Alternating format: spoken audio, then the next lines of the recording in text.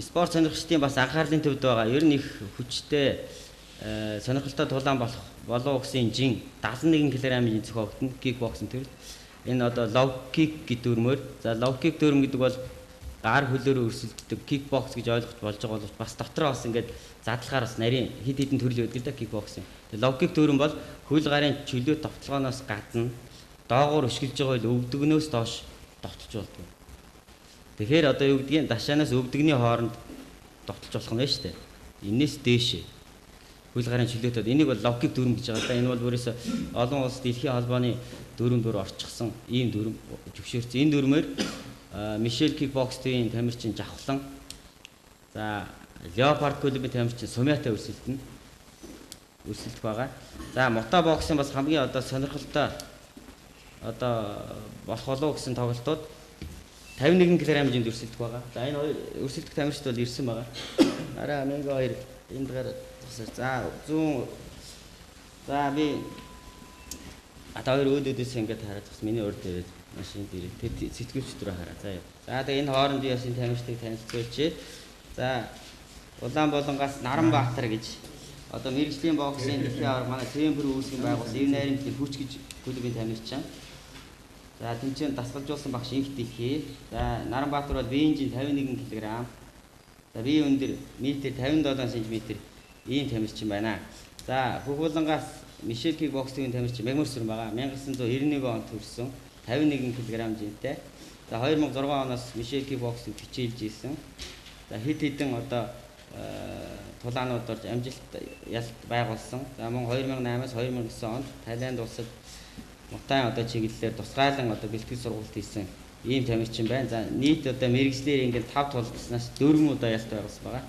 За энэ дундаа одоо 3 удаа өрсөлдөгч одоо хүн цогцолтой нокаутаар хугацаанаас өмнө хоцсон ийм тамирчид байна. За энэ хоёр жижиг жингийн тулаан энэ бол одоо яг Height Max гэж энэ тэмцээний аваргын төлөөх ийм тоглолт байгаа. За дараагийн тулааныг танилцуулъя. Хин хоёр Япа төвлөр хоёр. Хаасар байна. За шижрээ. Шижрээ төвлөртэй. Шижрээ. За тэгээ бас нэг сонирхолтой бас болох болов гэсэн тоглолт байгаа. За Хөхүүлэнгаас манай Мишель кикбоксийн шижир ирдэн байгаа. За бас Тайланд улсаас бэлтгэл сургалт хийж Азийн танкмын наадмын спорт амжилттай оролцсон ийм тамирчин. За Улаанбаатараас Монгол газар клубын тамирчин Төвлөр тулдна. За энэ хоёр тамирчны одоо чансаа гаргахад хэд хэдэн зүйлийг харгалзаж гаргасан байгаа. Төрсөн онсаар жин тэмцээний дуршлаг гэсэн. За эдгээр одоо статистик судалгаанууд бол ажиллах нөхцөлд тамирчдын бол одоо чансааг тодорхойлж толдуулдаг байгаа. За ерөнхийдөө би сонирхолтой болох зарим одоо тамирчдыг бол харгалаа. За түүнээс гадна 63.5 кг манай Төрөө гэж тамирчин байгаа. Төрөө амраатаа. За би бас энэ хоёр тамирчнаа танилцуулъя. За өрсөлдөгч тамирчид нь хараахан хүрэлцэж ирж амжаагүй байна. Гэхдээ энэ хоёр тамирчтай танилцуулж. За энэ хоёр тамирчин бас Тайланд улсаас бэлтгэл сургалт хийж хэд хэдэн одоо уралдаан тэмцээнд амжилттай болж ялт байгуулсан. За Төрөө хоёр маань Бангкок хотоос Азийн тулаан спортын наадмаас хүрэл медаль хүртсэн.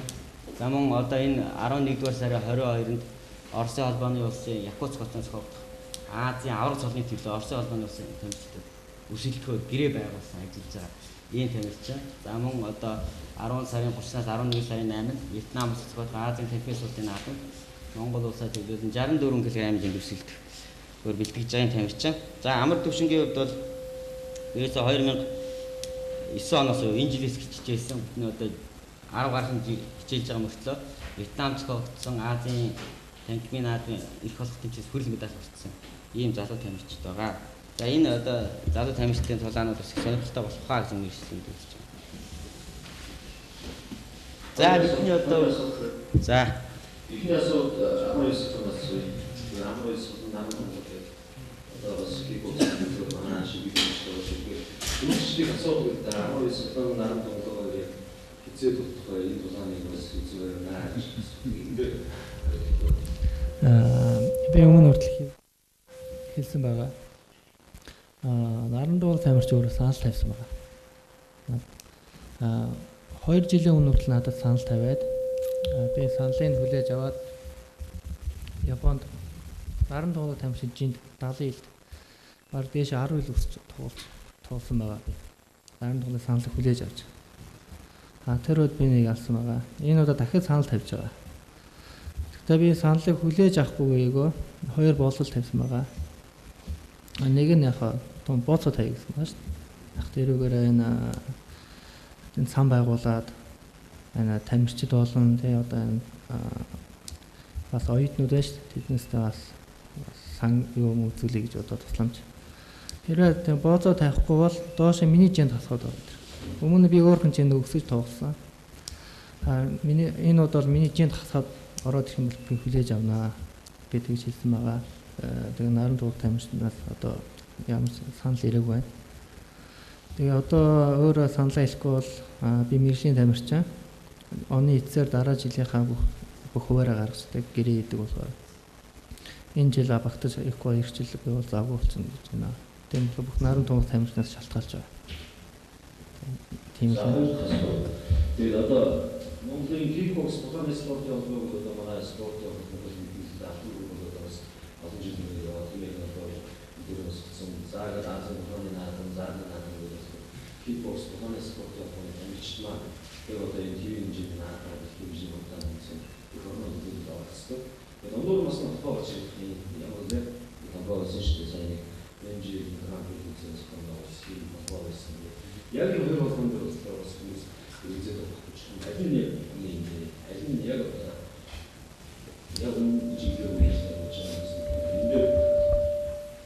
За тэгэхээр Монгол улсын олон нийтийн байгууллагын төрийн бус байгууллагын тухай хууль гэж байдаг шүү дээ.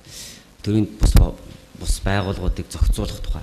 Тэгэхээр тэр хуулиар болохоор ижил төстэй байгууллагууд нэр давхцааг бол хидж байж болж байгаа. Тэгээ одоо сүүлийн үед бол энэ төрийн бус байгууллагууд хуучин хууль зүйн хариуцдаг гэсэн бол одоо сүүлийн үед улсын бүртгэлийн газар гэж байгуулах хариуцж тэнд одоо бүртгэж чаддаг болсон. Тэгэхээр энэ хуулиараа бол ерөөсөө ижил төстэй бөгөөд нэр давхцааг бол хичнээн холбоо байж болно гэж байна. Тэгэхээр одоо юу гэдгийг кикбоксинг гэдэг юм уу тулааны спортын хэдэн ч холбоог байгуулж болно. Тэрийг бол одоо бид нэр өөрсдийнхөө одоо эрх хүрээнд одоо шүүмжлэх, хаах, дүгнэх ямар ч боломж байхгүй. Бид нар бол хуулиар олгогдсон эрхийнхаа дагуу, за мөн холбооноос гаргасан, чуулганаас гаргасан мөрийн хөтөлбөрийнхаа дагуу төлөвлөгөөнийхаа дагуу үйл ажиллагаагаа явуулж байгаа юм холбоо. Тэгэхээр ямар холбоо гарсан, тэр холбооны талаар ямар нэг мэдээлэл тийм боломжгүй. Бид нар бол өөрсдийнхөө дүрмийн дагуу өөрсдийнхөө үйл ажиллагааг явуулна. За хэрэг зэ манай үйл ажиллагаанд юу гэдгийг саад учруулагч гэдэг юм уу, дүгнэлт анализ хийдэг ч юм уу, ийм тохиолдол бол хуулиар олгодоггүй шүү дээ. Тийм их байхгүй. Тухайн байгууллага бол улсын бүртгэлийн газар бүртгүүлээд үйл ажиллагаа явуулах гэж бүртгүүлээд дүрмийнхээ дагуулгаар үйл ажиллагаа явуулах хэрэгтэй.